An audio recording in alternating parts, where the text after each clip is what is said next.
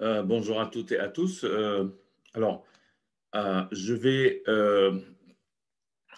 rappeler que nous sommes des futurs cadres de l'industrie financière. Et donc, au fait, le métier de financier, c'est l'investissement. Et donc, lorsque vous investissez ou vous détenez un portefeuille d'actifs financiers, vous avez un espoir de réaliser des gains, d'accord? Donc, vous avez une espérance de gain, une espérance de rendement, mais vous êtes aussi exposé à un risque de perte qui peut éventuellement résulter d'une évolution défavorable du marché. Qu'est-ce que ça veut dire l'évolution défavorable du marché? Tous les actifs financiers que vous détenez au sein de votre portefeuille, que ce soit des actions, que ce soit des obligations, que ce soit des produits dérivés, que ce soit des commodities, sont cotés sur des marchés. Et les marchés, nous avons déjà vu qu'ils sont caractérisés par leur forte fluctuation, par leur forte irrégularité et, pour tout vous dire, par leur forte volatilité. Et donc, depuis tout le temps, l'industrie financière se posait la question sur la mesure de ce risque de perte inhérent à la détention d'actifs d'un portefeuille. Et donc, vous détenez des actifs, vous détenez un portefeuille, vous êtes exposé au risque de perte et il faut savoir mesurer ce risque de perte. Et si vous voulez, le benchmark, la référence mondiale du risque de marché a été, depuis le début des années 90, ce qu'on appelle la value at risk. Je répète, la référence et le benchmark de la mesure du risque de perte, du risque de marché, a été depuis le début des années 90 pour toutes les institutions financières et pour les autorités de régulation, la value at risk qu'on note par abréviation VAR, et c'est l'objet du cours d'aujourd'hui. Alors, avant de rentrer dans la définition et dans le détail de ce que c'est que la VAR, des différentes méthodes qu'on utilise pour la calculer et de ses avantages et de ses inconvénients, je souhaite vous faire un rappel très court sur ce que nous avons vu jusqu'à maintenant. OK? Et donc, au fait, vous avez cet organigramme qui nous montre ce que nous avons vu depuis le départ, c'est-à-dire on va prendre une série temporelle quelconque YT. La première chose qu'on va effectuer consiste à tester la racine unitaire en utilisant le test Augmented Decay-Fowler ou bien d'autres tests, genre Phillips-Perron, KPSS ou d'autres tests plus ou moins sophistiqués. Et l'objectif, c'est de tester la stationnarité de la série temporelle. Donc, en général, pour les séries financières comme le CAC 40 que nous avons analysé, le test de racine unitaire, l'hypothèse nulle de racine unitaire est acceptée. Et donc, pour rendre la série stationnaire, il faut impérativement, ça veut dire si l'hypothèse nulle est acceptée, il faut impérativement passer par un filtre de différence premier. Et à ce moment-là, on va avoir une nouvelle série temporelle qu'on va repasser une nouvelle fois pour le test de racine unitaire pour vérifier la stationnarité. Et dans ce cas, si l'hypothèse nulle de racine unitaire est rejetée, ça veut dire rejetée, c'est-à-dire que la différence première du CAC 40 ou de toute série temporelle, en particulier financière, et stationnaire, on peut commencer l'étape de l'estimation d'un modèle ARMA-PQ. D'accord? Pourquoi? Parce que, comme on l'a rappelé, l'algorithme de Box-Jenkins, pour l'estimation d'un modèle ARMA est basé sur l'hypothèse de stationnarité ou se déroule dans le cadre d'une hypothèse de stationnarité.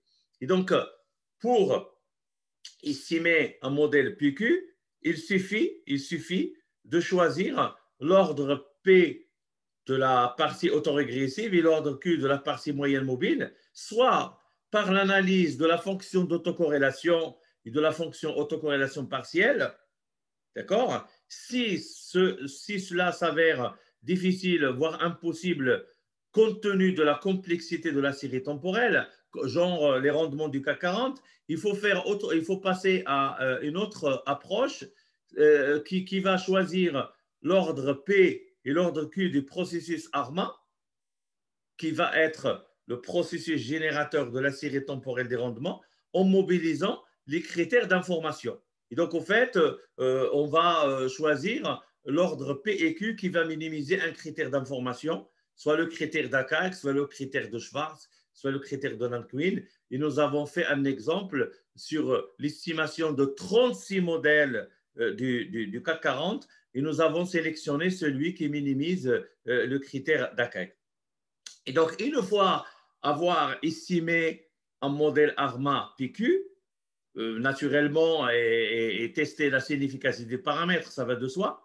Ça, c'est l'étape d'identification et d'estimation de l'algorithme de Box-Jenkins. Il faut passer à la troisième étape, c'est l'étape de validation. Alors, qu'est-ce que ça veut dire l'étape de validation? Ça veut dire qu'on va faire subir au résidu du modèle ARMA estimé une batterie de tests statistiques dont l'objectif est de vérifier que ces résidus se comportent bien comme un bruit blanc.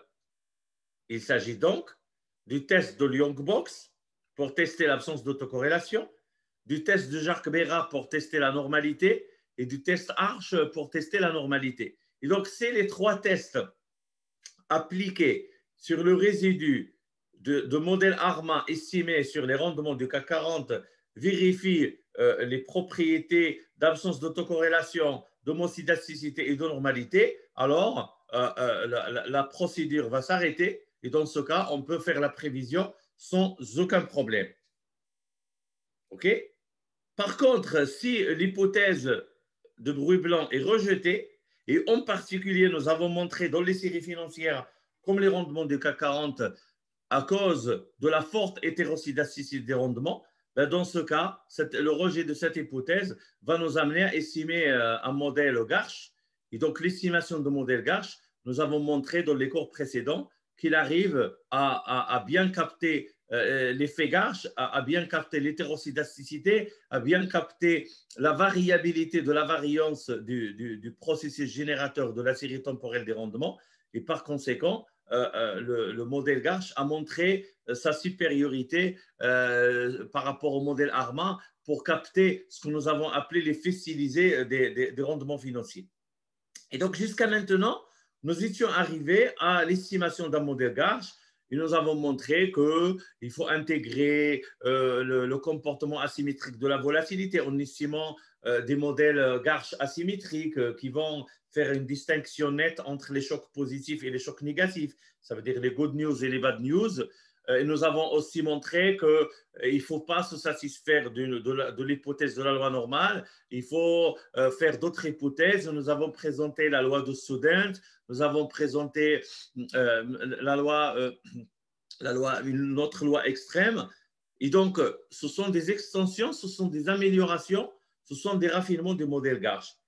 Mais une fois avoir estimé le modèle Garch, le meilleur possible, le meilleur possible qui peut décrire nos données, en particulier les résidus de l'estimation d'un modèle ARMA, on peut utiliser ce Garch estimé pour calculer la VAR, calculer la value at risk. Et calculer la value at risk, comme je viens de vous dire, ça veut dire estimer le risque de marché, calculer le risque de perte qui peut être occasionné si les marchés financiers évoluent de façon défavorable. Et donc voilà, si vous voulez, l'architecture de notre raisonnement depuis le départ.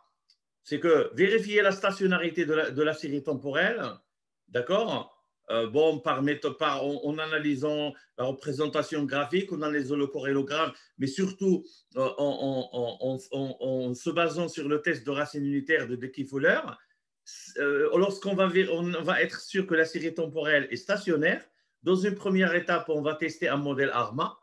Si les résidus de son modèle ARMA ne correspondent pas à un bruit blanc, eh bien, on va estimer un modèle Garch. Et lorsqu'on aura estimé le modèle Garch, on peut calculer la VAR qui correspond au risque de perte de portefeuille. Et donc, revenons à ce risque de perte. Et nous avons dit qu'au fait, le marché financier, les marchés financiers en général, ont connu des crises financières de plus en plus fréquentes ces dernières années. Et donc, si vous voulez, il faut vraiment qu'on comprenne un peu la dynamique de ces crises financières et qu'est-ce qu'ils ont eu comme influence sur les financiers dans le milieu académique et donc nous, et dans le milieu professionnel. Ça veut dire les gens et les personnes qui gèrent le portefeuille et beaucoup d'entre vous vont appartenir à cette profession lorsqu'ils auront validé leur Master 2.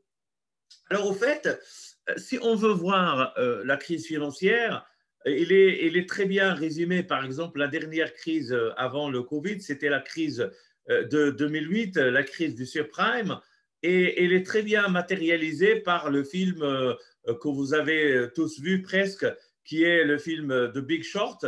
Et donc, The Big Short, c'était un film qui montre et qui révèle les dispositifs qui ont été mis en œuvre lors de cette bulle financière sur le marché immobilier, en particulier sur un segment particulier qu'on appelle le segment du subprime, et les conséquences néfastes que l'éclatement de la bulle Internet a eu sur les acteurs de ce marché et qui a généré l'une des crises financières les plus violentes du XXe siècle, du XXIe siècle, et qui s'est propagée à la sphère économique et qui a provoqué des récessions, et vous connaissez toute l'histoire. Alors, au fait, à la suite de la crise de 2008, Wall Street, ça veut dire les marchés financiers, étaient au banc des accusés.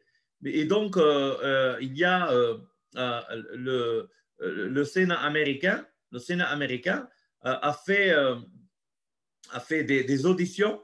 Il a convoqué les grands responsables, les grands PDG, les grands traders qui ont été à l'origine de cette crise financière.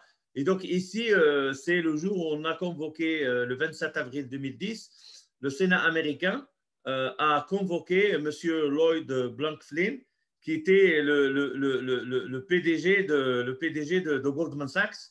Et Goldman Sachs, c'est la multinationale financière, quoi. Donc Goldman Sachs, c'est quasiment le premier groupe financier mondial. C'est une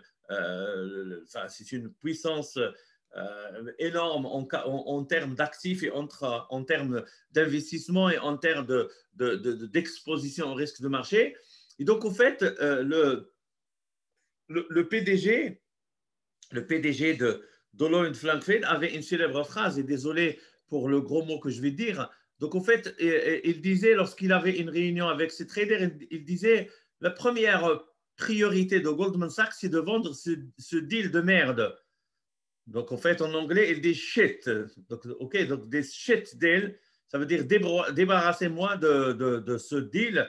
Pourquoi? Parce que le deal, le sénateur va lui dire, il lui dit, ouais, tu disais que la première des priorités, c'est de vendre un deal de merde.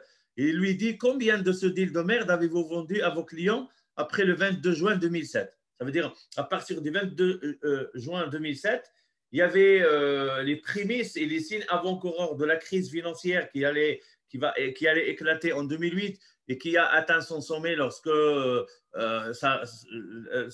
y a la chute de Lehman Brothers le 15 septembre 2008. Et donc, il lui dit, à partir du 22 juin 2007, tu commençais à dire à des traders de vendre. Lorsque tu vends, ça veut dire que tu fais le short.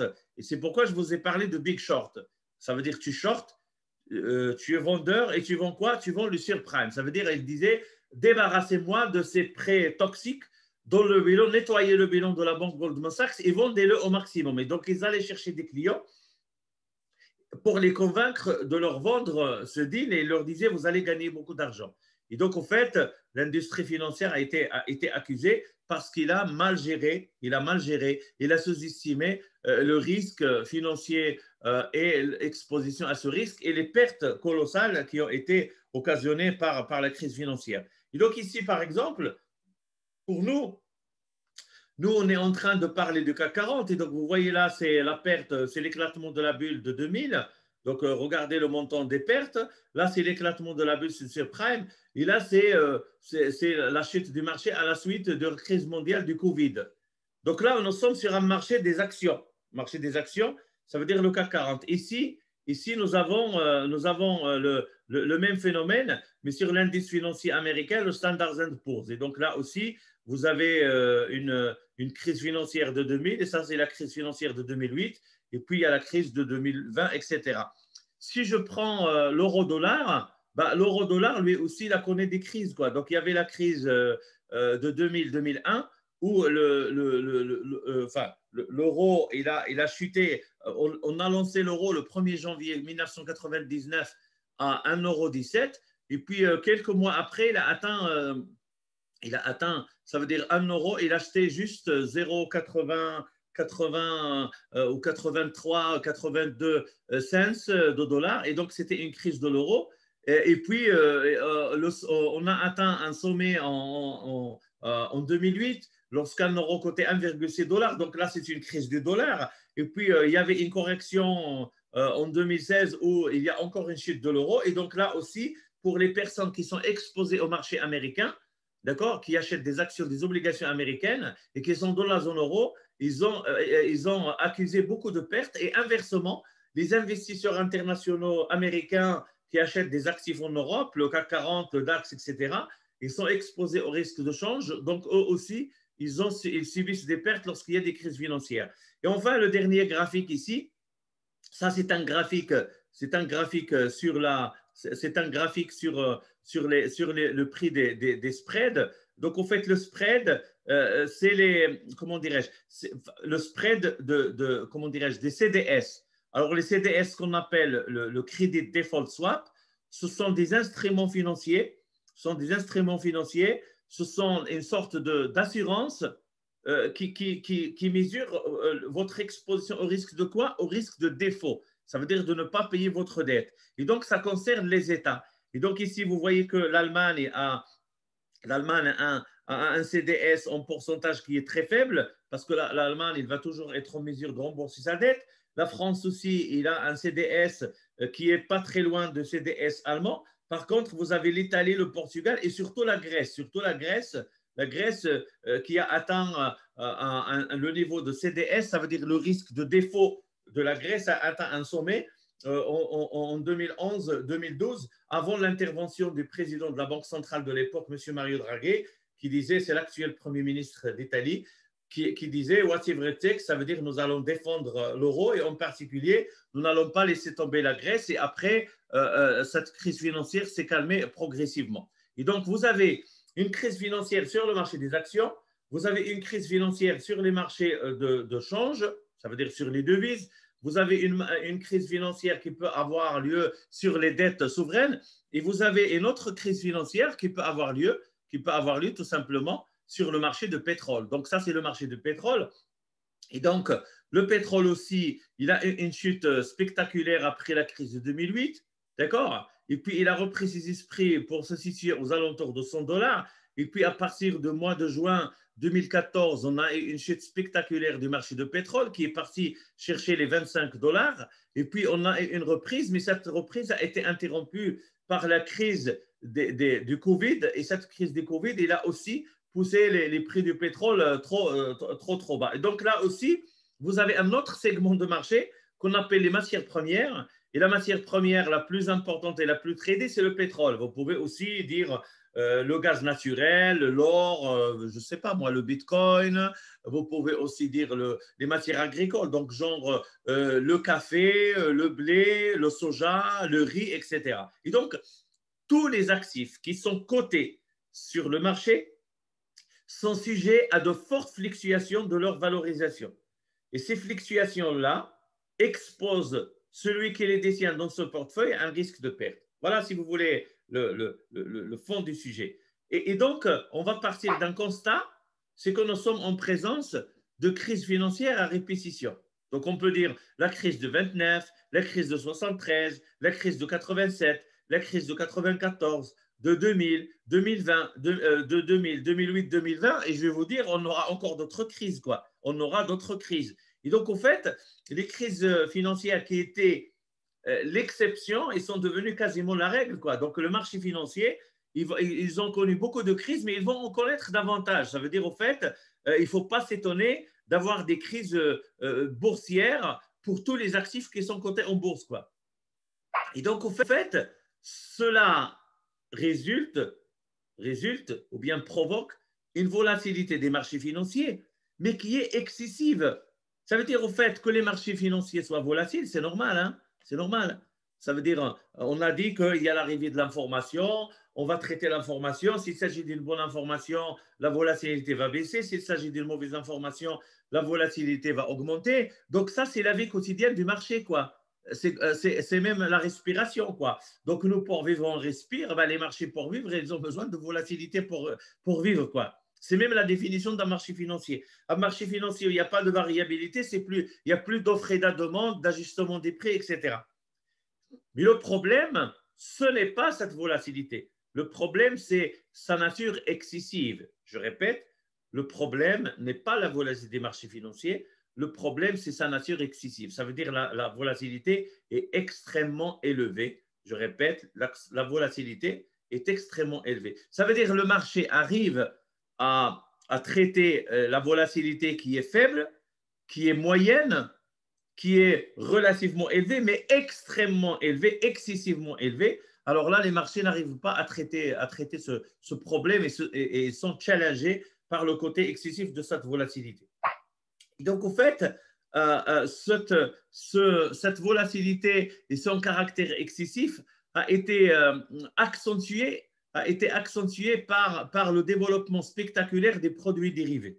Alors, les produits dérivés, vous avez les futurs, vous avez les forwards, vous avez les actions, vous avez les options, vous avez les varants, vous avez les CDO, Collateral Debt Obligation, vous avez les CDS, etc., etc. Donc, en fait, l'industrie financière, chaque fois, va inventer un nouveau produit financier qui va servir qui répondre à un besoin de l'industrie, des acteurs du marché, des opérateurs sur le marché. Mais si vous voulez, les plus utilisés sont quand même les futurs et les options. L'option d'achat, le call, l'option de vente, le put. Et donc, en fait, le développement de ces produits dérivés qui utilisent fortement ce qu'on appelle l'effet de levier, de leverage effects. Et donc, au fait, si vous voulez, ces produits financiers qui utilisent le levier vont encore exagérer, vont encore aggraver le caractère excessif de ces marchés financiers. Donc, on va rajouter une couche supplémentaire de produits qui vont encore augmenter la volatilité des marchés financiers déjà élevés. Alors, naturellement, ce sont des challenges pour l'industrie financière, ce sont des problèmes et ça appelle des réponses. D'accord, ça appelle des réponses. Alors, quelles sont les réponses qui étaient proposées? La réponse est la suivante. Il faut une gestion rigoureuse des risques financiers. Il faut une gestion rigoureuse des risques financiers, en particulier le risque de marché. Ça veut dire on va rentrer dans ce qu'on appelle le risk management. Je répète, le risk management. Ça veut dire comme le risque zéro n'existe pas, je répète, le risque zéro n'existe pas, eh bien, il faut qu'on gère ce risque. Parce que si vous ne voulez pas de risque, si vous voulez un risque zéro, ben, il ne faut pas venir sur les marchés financiers. Lorsque vous venez sur un marché où les actifs sont cotés, ben, il y a la loi de l'offre et la demande, et puis il y a les news, et puis il y a les chocs, etc. Et puis il y a une interaction entre ces acteurs, et donc ça va créer de la volatilité. Et ça va créer du risque. Donc si vous voulez le risque zéro, il ne faut pas venir sur ces marchés. Mais le jour où vous venez sur ces marchés, il faut que je gère mon risque. Et donc, le risque que je gère, il faut le gérer de façon rigoureuse. Je viens de vous dire, c'est du risk management. Donc, il faut faire du risk management. Alors, pour faire du risk management, pour faire de la gestion de risque, nous avons besoin d'instruments. Ça veut dire que vous avez un objectif. c'est la gestion de risque. Quel est le moyen, quel est l'instrument qui va vous permettre de bien gérer ce risque, de le gérer de façon rigoureuse. Et c'est là où on avait introduit la value at risk. Et donc, la value at risk, si vous voulez, qui est le titre de cette leçon, est un instrument de gestion de risque. Je répète, c'est un instrument de gestion de risque. Donc, c'était une réponse à une demande des acteurs financiers, des opérateurs sur les marchés financiers, qui étaient à la recherche d'un outil, d'un instrument qui leur permet une gestion rigoureuse de leur exposition au risque de marché. Alors, je commencerai d'abord par présenter les facteurs de risque du marché. Donc, je dirais que les fluctuations, bien les variations de la valeur d'un portefeuille d'investissement à l'origine du risque de marché, d'accord, dépendent des classes d'actifs qui composent ce portefeuille. Parce que vous vous rappelez du principe de la diversification. Donc, lorsque vous avez un portefeuille, la première règle de construction d'un portefeuille, c'est la diversification. Et donc, la diversification consiste tout simplement à construire le portefeuille en mettant différentes classes d'actifs. Donc, vous pouvez avoir des actions. Bon, le CAC 40, c'est un indice boursier, mais les 40 valeurs qui composent le CAC 40, ce sont des actions. Vous pouvez avoir des obligations. Alors, les obligations, vous pouvez avoir des obligations d'État. Ça veut dire que c'est la dette des États, la dette publique. Vous pouvez avoir des obligations des entreprises. Ça veut dire les dettes d'entreprise. Vous pouvez aussi avoir des devises. Donc, vous pouvez avoir l'euro, le dollar, le yen, le franc suisse, le pound britannique, etc. Okay? Vous pouvez aussi avoir dans votre portefeuille des matières premières. Donc, vous pouvez avoir du pétrole, vous pouvez avoir du café, vous pouvez avoir du riz, du blé, de l'aluminium, du cobalt, du nickel, etc. Quoi. Et vous pouvez même avoir du bitcoin. Et donc, en fait, essayer de diversifier le portefeuille consiste tout simplement à y intégrer des actifs qui ont des profils de risque différents. C'est ça la logique, quoi. C'est qu'ils n'ont pas la même espérance de rendement, ils n'ont pas le même de risque. Et donc, le fait de diversifier le portefeuille va vous permettre de minimiser le risque global de votre portefeuille. Alors, si vous voulez, ces instruments vont être, ou ces classes d'actifs, qui composent le portefeuille, vont être classés selon le type de risque de marché auquel ils sont exposés. Donc, si vous prenez les obligations, ils vont dépendre du taux d'intérêt. Les obligations, ils vont dépendre du taux d'intérêt. Et donc, parce que lorsque le taux d'intérêt augmente, le prix des obligations va baisser, et lorsque le prix des obligations va augmenter, le taux d'intérêt va baisser. Ça veut dire qu'il y a une relation inverse entre le taux d'intérêt et le prix des obligations. Et donc, en fait, le facteur de marché le plus important qui va influencer les obligations, c'est le risque de taux. Et donc, lorsque vous avez des obligations de votre portefeuille, il faut gérer le risque de taux, ce qu'on appelle le risque de taux d'intérêt. Mais vous devez aussi gérer le risque sur les actions. Parce que vous détenez des actions, donc vous êtes exposé à une évolution défavorable, et donc il faut gérer le risque d'évolution défavorable de la cotation des actions que vous détenez dans votre portefeuille. Vous avez des devises, donc vous êtes exposé à un risque de taux de change. D'accord? Et donc, est-ce que votre monnaie va augmenter, elle va baisser? Quelle est l'ampleur de la hausse? Quelle est l'ampleur de la baisse? Quelle est l'influence de cette hausse ou de cette baisse sur les actifs que vous détenez labellés dans la monnaie en référence? J'ai dit tout à l'heure que si vous êtes européen et que vous détenez des actifs américains, donc vous avez le risque de change qui se rajoute au risque action, au risque obligation. Et si vous êtes un investisseur japonais qui achète des actions américaines, ben vous êtes exposé aussi aux fluctuations du dollar contre le yen. Si vous êtes un Américain qui achetait des actifs européens, ben vous êtes exposé à la fluctuation de l'euro-dollar. Et donc, c'est ce qu'on appelle le risque de taux de change. Et enfin, nous avons les risques sur les matières premières. Donc, en fait, si vous détenez dans votre portefeuille du pétrole ou vous détenez de l'acier, vous détenez du soja, vous détenez du blé, ben, il faut savoir que l'évolution et les fluctuations des prix peuvent occasionner des pertes dans votre portefeuille et donc il faut vous protéger contre ce risque de perte et donc on parle de risque de matières premières. OK? Et donc, si vous voulez, on va définir ce risque de marché. On va définir ce risque de marché. Alors, on va définir ce risque de marché. Et donc, si vous voulez, comment on va définir le risque? Je prendrai la définition la plus simple qui a été introduite par Jorion. Alors, il dit le risque, c'est la volatilité des rendements espérés d'un actif financier. Donc, vous avez un actif, cet actif a une espérance de rendement, mais ce rendement, il n'est pas stable, il va varier. Parfois, le rendement va augmenter, parfois, le rendement va baisser. Et donc, au fait, vous avez, si vous voulez mesurer ce risque de marché, il faut impérativement utiliser le concept de volatilité. Je répète, donc pour mesurer le risque de marché, vous devez tout simplement utiliser le concept de volatilité. Ça veut dire ce que nous appelons par le sigma, quoi. Donc, en fait, il faut utiliser le sigma. Et donc, actif financier, vous avez une espérance de rendement, mais vous avez aussi une volatilité, ça veut dire un écart type, si vous voulez. L'écart type, ça veut dire la variance. Et donc, on va tomber dans le MEDAF, quoi. Le MEDAF, c'est quoi le MEDAF? C'est une représentation graphique. Il y a un axe où il y a les rendements, il y a un axe où il y a le risque mesuré par sigma. Et c'est la volatilité, quoi. D'accord?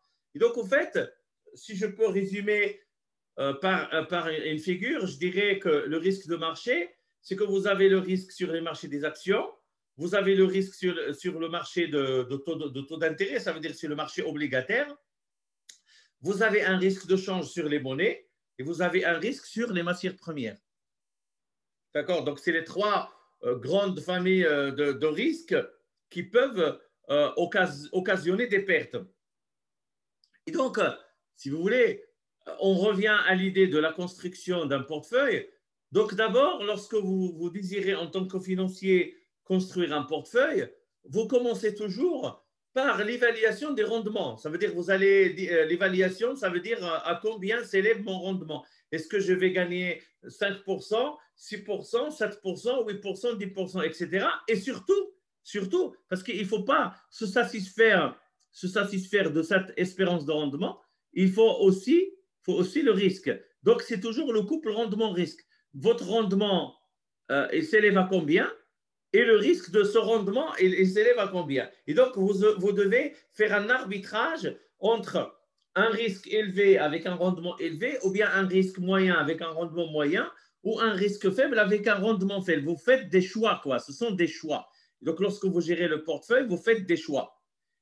Et donc, l'idée est la suivante.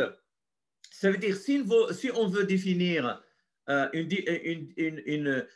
définition de risque, il faut qu'il réponde, cette définition de risque, il faut qu'il réponde comment dirais-je, à des exigences. La première exigence, c'est qu'une bonne mesure de risque doit se préoccuper juste des pertes. Je répète, une bonne mesure de risque, il doit s'intéresser aux pertes. Il ne doit pas s'intéresser aux gains. Parce que, comme je vous ai dit la dernière fois, il n'y a aucun investisseur qui va devenir malheureux lorsqu'il va gagner de l'argent. Lorsqu'on gagne de l'argent, on devient euphorique. Et donc, si vous voulez, le risque qui nous intéresse en tant que financier, ce n'est pas entre guillemets, le risque de gain, c'est plutôt le risque de perte. Et donc, lorsqu'on dit le risque de perte, ça veut dire les variations négatives. Lorsqu'il varie négativement, d'accord, lorsque les rendements vont varier négativement, à ce moment-là, on peut parler de risque de perte. Mais l'écart type et la variance, ils ne font pas de distinction. L'écart type et la variance, c'est l'écart type au carré. Donc, eux, ils ne font pas la différence entre la perte et le gain. D'accord? Et deuxième chose, pour les autorités de régulation, il faut qu'ils disposent d'un outil qui leur permet de suivre l'exposition au risque des institutions financières.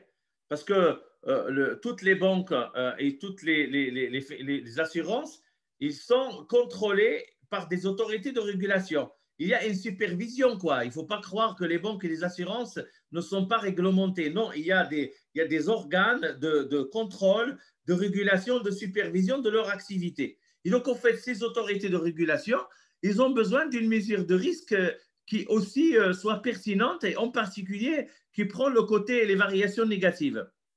Alors, pourquoi l'écart type n'est pas la bonne mesure? Pourquoi l'écart type, ça veut dire le sigma, n'est pas la bonne mesure?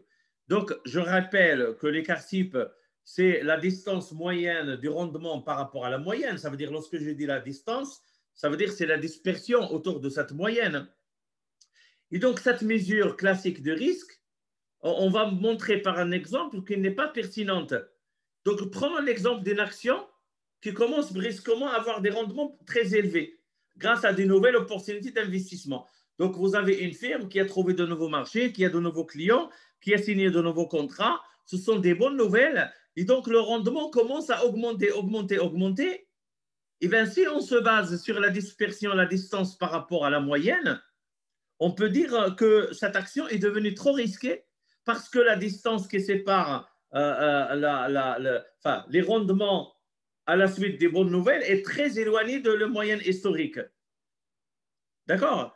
Mais d'un point de vue de l'investisseur, cette hausse du prix est une très bonne nouvelle. Pour lui, ça ne constitue pas un risque. Au contraire, ça correspond à une bonne opportunité d'investissement et par conséquent, c'est pas, il faut pas prendre l'écart type. Ça, c'est, si vous voulez, c'est la critique du concept de l'écart type comme mesure de risque.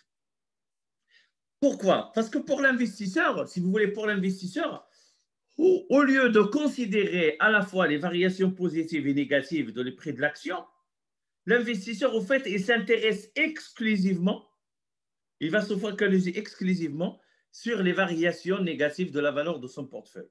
Ça veut dire les pertes. Et donc, si on a une bonne mesure de risque, il faut qu'il se concentre sur les pertes. Il ne faut pas qu'il parle des gains, quoi. Et donc là, au fait, il y avait une proposition, ce que nous appelons le semi-écart type négatif. Le semi-écart type négatif, ça veut dire on va prendre les écarts types, on va dire les écarts types de signe positif, ça veut dire vers le haut, ça veut dire le gain, et vous avez le semi-écart type négatif vers le bas, ça veut dire le perte. Et donc, au fait, on a introduit le semi-écart négatif, et ce semi-écart négatif, il va s'intéresser exclusivement aux observations qui vont être au-dessus de la moyenne. Aux observations au-dessus de la moyenne, ça veut dire négative. Et donc, on parle en anglais downside risk. Downside risk, ça veut dire le risque baissier. Le risque baissier, je vais même l'écrire ici. Le downside baissier, ça veut dire, on va parler du risque baissier. Bien, le risque de baisse. Ça veut dire on va se concentrer sur le risque de baisse. Et donc, lorsque vous parlez de semi-écart type négatif, on va exclure les hausses du marché parce que la hausse du marché, ce n'est pas un risque. Au contraire, c'est une opportunité. Et donc, ça veut dire cette logique, ce cheminement intellectuel nous a amené l'industrie financière à proposer une mesure des pires pertes possibles d'un portefeuille. Ça veut dire, au fait, on a dit, supposons qu'on va perdre de l'argent, on va perdre de la valeur, à combien, quelle est la perte maximale, quelle est la pire perte possible d'un portefeuille sur un horizon temporel, ça veut dire à l'horizon d'une semaine, d'un jour, d'une semaine, d'un mois, pour un niveau de confiance donné, ça veut dire on va introduire la notion de probabilité. Ça veut dire est-ce qu'à 95% on va perdre combien, à 99% on va perdre combien, à 90% on va prendre combien. Et donc, en fait, non seulement on est dans la philosophie de écart type négatif, mais on va en plus introduire l'horizon temporel et on va introduire le niveau de confiance. Et donc, je dirais que le principe fondateur de la value at risk, c'est juste mesurer les pires pertes possibles d'un portefeuille durant un horizon temporel et pour un niveau de confiance donné. Durant un horizon, donc vous avez les pires pertes, horizon temporel, niveau de confiance. Et c'est ça le principe fondateur de la value at risk et c'est ça le cheminement intellectuel. Et donc, lorsqu'on a commencé à parler à parler de la VAR et surtout de la construction du concept, progressivement, la valuatrice qui est devenue la mesure standard utilisée par la communauté financière pour quantifier, donc mesurer le risque de marché. Ça veut dire que c'est devenu un benchmark. Tout le monde utilise la valuatrice. Toutes les banques, toutes les assurances, toutes les institutions financières, on dit, tiens, ça c'est une bonne approche, c'est une bonne mesure de risque, on va tous les utiliser. Et donc, comme je viens de vous dire, c'est la perte potentielle, ça veut dire n'est pas encore réalisée. Vous allez, lorsque vous êtes un investisseur, vous faites un pari sur l'avenir, mais vous ne savez pas comment va évoluer le marché. Donc, ce sont des événements qui vont se réaliser dans le futur. Et donc, potentiellement, vous pouvez perdre de l'argent. Je répète, potentiellement, ça veut dire il y a une possibilité. Ce n'est pas sûr, mais il y a une possibilité et c'est la notion même de risque, quoi. Et donc, vous avez potentiellement, vous pouvez perdre de l'argent. Et donc, ce qui vous intéresse, vous, ce n'est pas la perte possible, mais surtout la perte maximale. Et donc, en fait, vous avez une perte potentielle. À combien s'élève son montant maximal? OK? Et donc, il faut définir cela dans le cadre d'un horizon temporel. Ça veut dire, est-ce que c'est jusqu'à demain, 24 heures? Est-ce que jusqu'à la semaine prochaine, une semaine? Est-ce que dans l'horizon d'un mois, dans l'horizon d'autres mois, d'une année? Et donc, il faut vraiment spécifier l'horizon temporel. Pourquoi? Ça veut dire que vous allez supposer que vous n'allez pas vous garder vos actifs, vous n'allez pas les vendre, quoi. Donc, supposons que la composition de votre portefeuille reste figée, reste fixe, à combien va s'élever une perte? D'accord? Potentiellement, ça veut dire avec une probabilité. C'est pourquoi ici on dit avec une probabilité. Ça veut dire c'est la probabilité, c'est le terme potentiel, quoi. Donc vous fixez la probabilité, vous fixez l'horizon temporel et vous dites si jamais dans mon horizon temporel est fixe, ma probabilité est fixe, à combien va s'élever ma perte maximale? Et donc là, vous allez dire, vous allez avoir une idée très bien de votre risque de marché et donc vous aurez une mesure de votre risque de marché, une mesure pertinente. Alors concrètement, pour les banques, c'est un chiffre.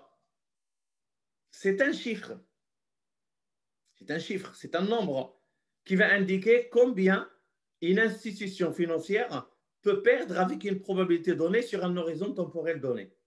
Donc vous aurez un chiffre. Donc une banque, il va vous dire, écoutez, ma VAR à 95%, à l'horizon d'un mois, s'élève à 3 millions d'euros. Une autre, elle va te dire, ma value at risk à 6 mois, pour une probabilité de 95%, s'élève à 10 millions d'euros. Une autre banque va vous dire ma value at risk à l'horizon d'une semaine pour une probabilité de 99% s'élève à 1 million d'euros. D'accord? Et donc, en fait, c'est un montant, quoi. C'est un montant d'argent. La value at risk, c'est un montant d'argent, quoi. C'est un montant parce que c'est une perte. How much? Vous allez perdre combien?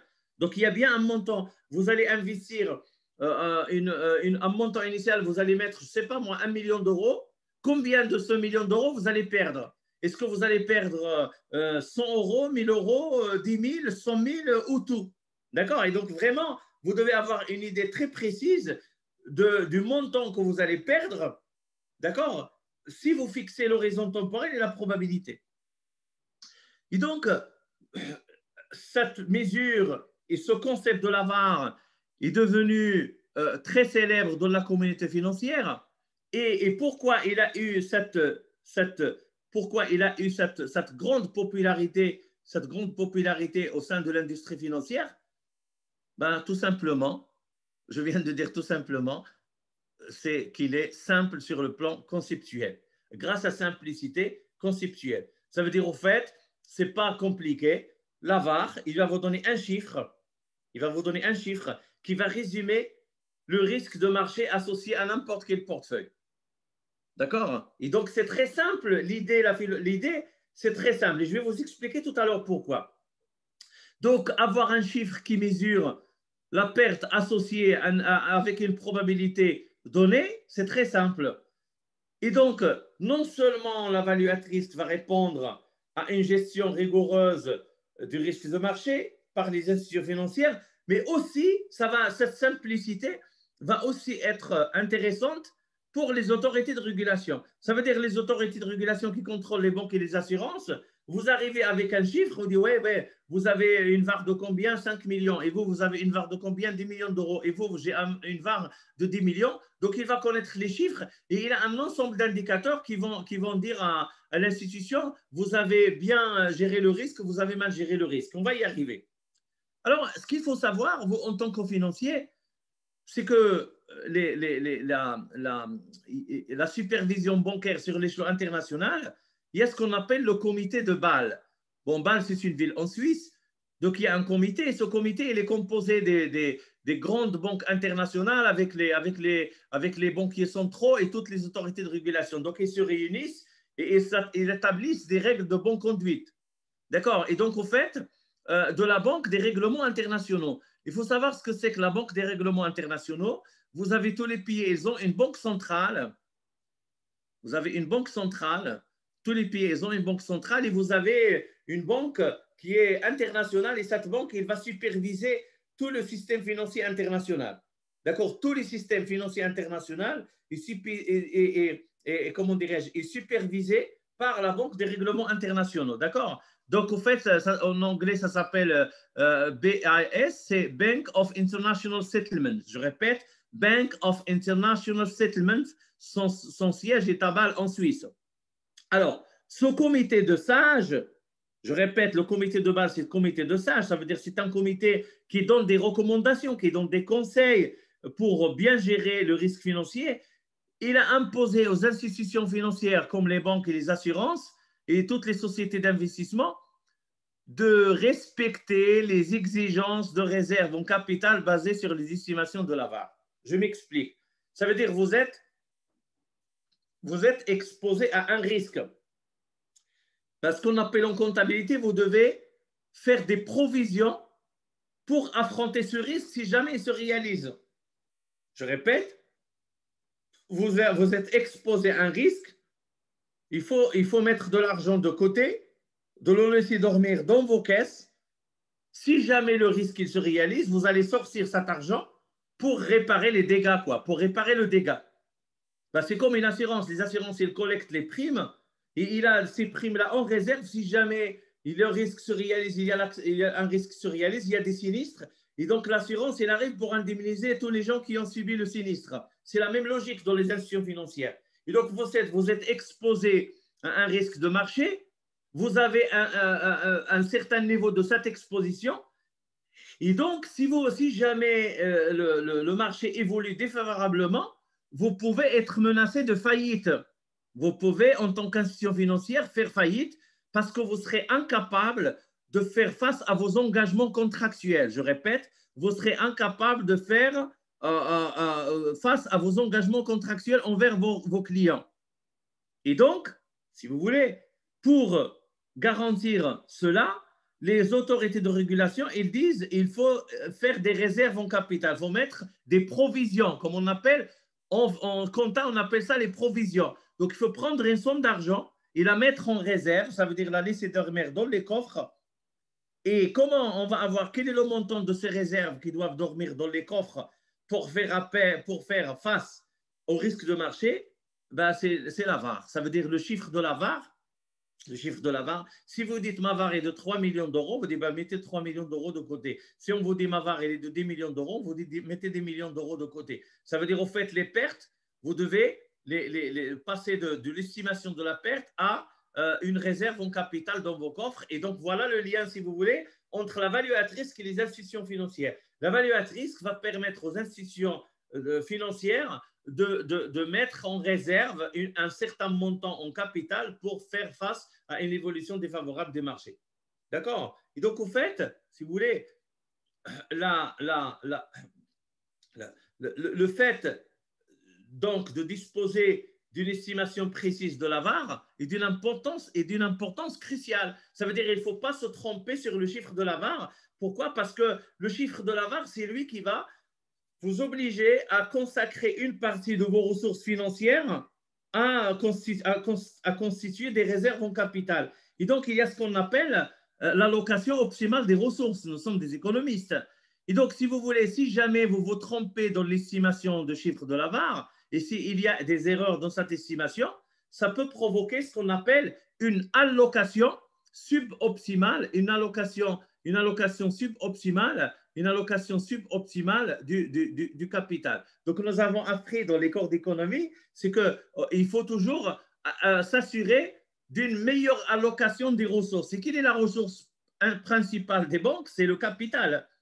Et donc, si vous faites une estimation erronée, de le chiffre de la VAR, et on va voir tout à l'heure que si vous n'avez pas le bon modèle Garch, vous n'avez pas la bonne loi de distribution pour faire le lien, si vous faites une erreur sur l'estimation de la VAR, vous n'allez pas être certain d'avoir une allocation optimale du capital. Et donc, si l'allocation du capital des institutions financières est faite de façon suboptimale, ça va avoir une conséquence sur leur profitabilité et ça peut menacer leur stabilité financière. Ça veut dire qu'ils peuvent carrément faire faillite.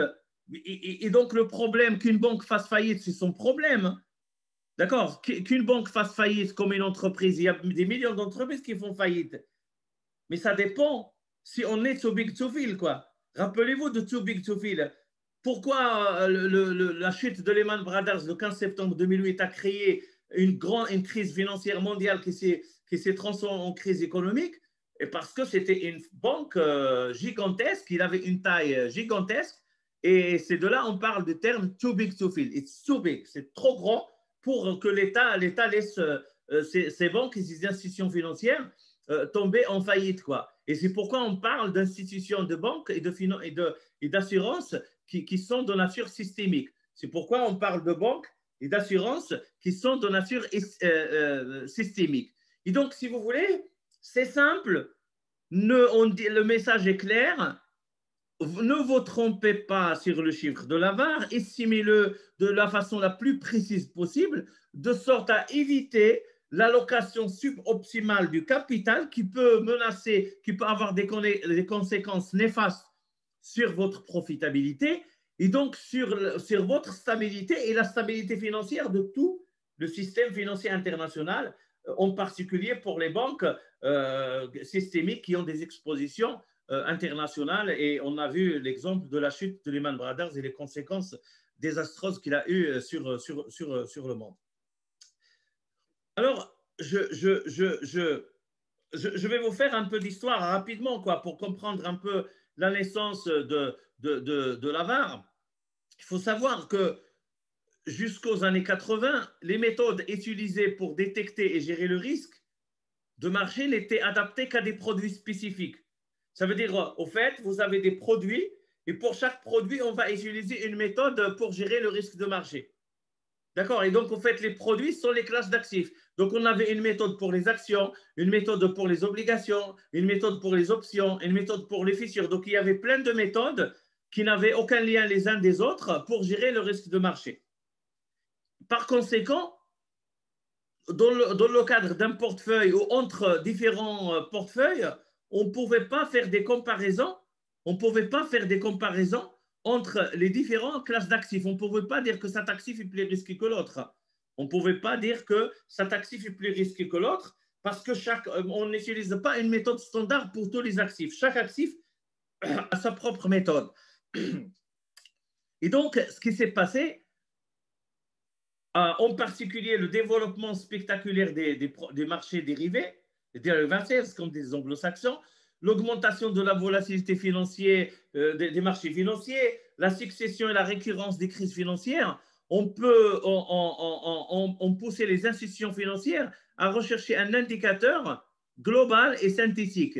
Ils voulaient un indicateur global et synthétique. Ça veut dire, est-ce qu'il n'y a pas un indicateur qui va agréger, qui va synthétiser, qui va être global sur toutes les classes des actifs? Au lieu de parler de classe d'actifs par classe d'actifs, on va parler de la VAR d'une banque, de la VAR d'une institution financière, et donc il a un caractère synthétique. Alors, je vous ai parlé d'un peu d'histoire. On disait qu'en juillet 94, le groupe des 30, dont je viens de vous parler, qui est constitué des représentants des principales institutions financières internationales, des multinationales, des banques et des assurances. D'accord. Donc, BNP Paribas, Société Générale en France, AXA, Allianz, JP Morgan, HSBC, Barclays, Deutsche Bank, Commerzbank, le Citibank, enfin, les multinationales bancaires et d'assurance. Donc, en fait, ce groupe-là, il a recommandé de quantifier les risques par la VaR. Déjà en 93, la philosophie, le concept de la VaR était déjà là. Et tout le monde disait, recommandation, il faut le faire parce que ça, c'est un indicateur global et synthétique qui permet de synthétiser toute l'information sur l'exposition au risque de marché d'une institution. Pourquoi pas ne pas l'utiliser? Mais la rupture, et ce qui a été décisif pour la grande popularité de la VaR, c'était la banque JP Morgan. La banque JP Morgan. Alors, en 1994, en octobre 1994, le directeur général de la multinationale américaine JP Morgan, qui s'appelle Denis Weatherstone, alors, tous les matins, il avait plein de dossiers sur son bureau. Alors, il y a un dossier qui faisait un compte rendu sur le marché d'auto, un autre sur le marché de change, un autre sur le marché d'actions, un autre sur les marchés des commodities, etc. Et donc, lui, comme directeur général, il se retrouvait à lire des rapports. Donc, il arrivait à 8 heures du matin, et il lisait le premier rapport 20 pages, le deuxième rapport 20 pages, le troisième rapport 20 pages. Et donc, en fait, il passait sa journée à lire des reportings, quoi. Donc, lui, il dit, écoutez, là, un jour, il les a réunis, il dit, écoutez, les gars, moi, tous ces rapports qui traînent sur mon bureau, j'en peux plus. Est-ce que vous ne pouvez pas me faire un rapport simple, et que chaque jour que je viens au bureau à 8 heures, je vais connaître avec précision l'exposition de notre banque au risque de marché. Donc, vous me donnez un reporting qui est très simple. En une page, en un paragraphe, vous me résumez la situation. Pourquoi vous passez la journée à m'envoyer des rapports et des rapports? Parce que la journée entière ne me suffirait pas à lire tous ces rapports. Donc, soyez simple et soyez synthétique. Et moi, ce qui m'intéresse, c'est mon exposition au risque de marché. Eh bien, les ingénieurs et les financiers, ils ont développé un modèle qu'on appelle le modèle Risk Matrix. Je répète, ils ont développé un modèle qu'on appelle Risk Matrix. Et le Risk Matrix, c'est la value at risk, c'est la méthode d'estimation de la value at risk par la multinationale JP Morgan et qui existe toujours. Le Risk Matrix, il est toujours utilisé par JP Morgan. Et donc, en fait, non seulement ils ont développé cet outil, mais en plus, ils l'ont mis gratuitement sur Internet. Et à ce moment-là, tout le monde a copié JP Morgan. Toutes les banques et toutes les assurances disent, tiens, ce qu'a fait JP Morgan avec son modèle Risk Matrix, c'est formidable. Ben, on va s'en inspirer et tout le monde a copié le modèle, quoi. Tout le monde a copié. Et si vous voulez, le benchmark, ça veut dire le père spirituel de la VaR comme modèle, c'est le modèle Risk Matrix. Donc, pour la première fois, il y a une banque qui donne un modèle qui est concret avec des méthodes de calcul, etc., qui est difficile sur le net. Et donc, ce qui a poussé le groupe des 30 dans le cadre du comité de Bâle de faire un amendement. D'accord, de faire un amendement, ça veut dire d'introduire une modification de la loi, tout simplement. Un amendement, c'est qu'on va modifier un accord. Et donc, en juillet 1996, à la suite de la diffusion et de la large popularité du modèle Risk Matrix, le comité de Bâle, il a adopté l'amendement risque de marché aux accords de Bâle. Et donc, en quoi consiste? C'est quelque chose de grandiose, quoi. Pour la première fois, les autorités de régulation reconnaissent la VaR et recommandent la VaR comme modèle de mesure de risque. Et naturellement, ils ne leur disent pas, ils ne leur imposent pas une méthodologie, ils leur disent, écoutez, nous, on vous fait confiance, proposez votre propre modèle, qu'il soit comme Risk Matrix ou un peu différent de Risk Matrix, mais au moins, présentez-nous en tant qu'autorité de régulation un modèle VaR. Et donc, en fait, l'idée, comme je viens de vous expliquer avant, c'est de définir, c'est ça la question à laquelle veut répondre le VaR. Quel est le niveau des fonds propres? Ça veut dire on parle de capital ici. Ça veut dire quel est le niveau des fonds propres susceptibles de couvrir les pertes éventuelles en cas d'évolution défavorable des marchés financiers. Ça veut dire c'est ça. C'est le fonds propre, ça veut dire c'est le capital. Il faut que la banque et l'assurance détiennent suffisamment de capitaux propres, suffisamment de fonds propres pour affronter une perte éventuelle qui peut être plus ou moins importante s'il y a une évolution défavorable du marché. Donc, c'est une couverture. Vous entendez toujours dans la presse les banques sous-capitalisées, sous-capitalisées, sous-capitalisées. Qu'est-ce que ça veut dire sous-capitalisées? Ça veut dire tout simplement leurs fonds propres sont très faibles par rapport à leur exposition au risque de marché. Donc, il ne faut pas que les fonds propres soient faibles et votre exposition au risque de marché soit trop forte. Ça, c'est le chemin de la faillite et de la ruine et de la banqueroute. Pour qu'une banque continue à rester solide financièrement et à ne pas tomber en faillite, il faut impérativement qu'elle détienne des fonds propres suffisamment élevés pour affronter des pertes à cause des risques de marché, d'une évolution défavorable du risque de marché. Et donc, par quel moyen la banque va connaître ses fonds propres? Il va les connaître grâce aux chiffres de la VaR. Donc, pour résumer, les banques et les institutions financières sont exposées à une évolution défavorable des marchés financiers. Par conséquent, les portefeuilles d'actifs qu'ils détiennent peuvent accuser des pertes plus ou moins importantes. Et donc, ils ont besoin de mettre de côté des capitaux en réserve, de constituer une réserve en capitaux, d'avoir des fonds propres suffisamment élevés pour couvrir les pertes éventuelles qui seront occasionnées par cette évolution défavorable du marché. Quel est le niveau de ce fonds?